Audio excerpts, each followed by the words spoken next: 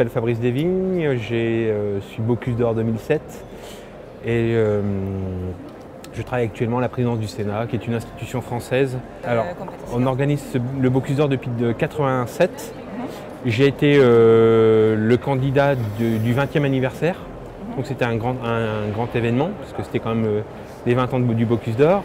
Ça dure 2 ans à peu près, c'est une compétition qui dure sur 2 ans. Donc il y a une compétition nationale où il y a plusieurs candidats et sur ces candidats on n'en prend qu'un. Ensuite on a entre 9 et 10 mois pour pouvoir passer un entraînement pour faire le Bocuse d'Or Europe. On rencontre 24 candidats dont les Hongrois, les Allemands, les Italiens.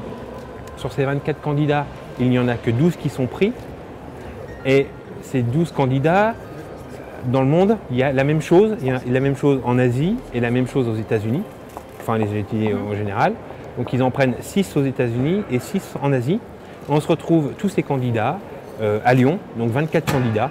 Et ces 24 candidats concourent pour gagner le Bocuse d'Or. Donc il y a vraiment tous les pays représentés le jour J pour le Bocuse d'Or.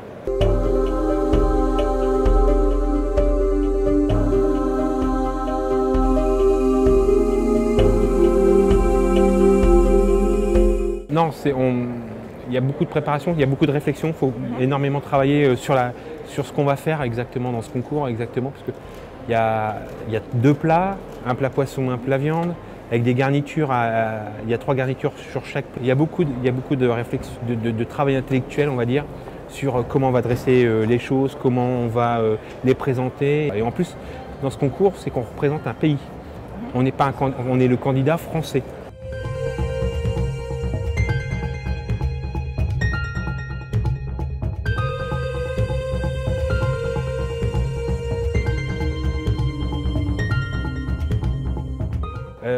Ma maman et ma grand-mère avaient toutes les deux un restaurant.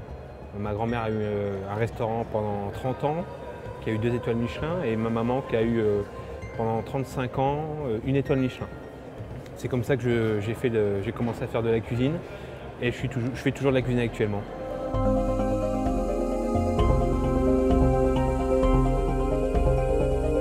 Je suis arrivé hier soir à minuit et voilà, je suis là ce soir et demain je repars à Paris pour travailler. Et donc c'est vraiment un saut de puce, mais je suis très content et très heureux de venir à Hongrie parce que c'est un pays que je ne connaissais pas, donc très agréablement surpris. Quand on est en cuisine, on aime bien quelque chose, il y a un silence, il faut que ce soit un petit peu comme si on est rentré dans une église. Ça me permet d'aller voir ce qui se fait à l'extérieur, de voir les gens, de communiquer avec les gens, même si mon anglais n'est pas formidable. C'est vrai que c'est très agréable de voir d'autres choses, de voir d'autres cultures, de s'imprégner de ces choses différentes et puis en plus de voir ce qui se fait ailleurs et de connaître le monde, parce que je pense que c'est le plus important.